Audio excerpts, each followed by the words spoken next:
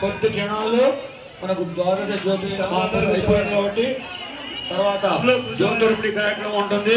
ఆ జ్యోతిర్ముడి కార్యక్రమం తర్వాత జ్యోతిర్ముడి స్వామి ఈ ముందర ఉన్న వాళ్ళంతా ఖాళీ చేయాలి. 42 మంది సాములు కూర్చుంటేనే జ్యోతిర్ముడి స్టార్ట్ అవుతుంది. మీరందరూ లేవాలి, ఇక్కడ పక్కకు రండి. 42 మంది సాములు అందరూ లేవాలి.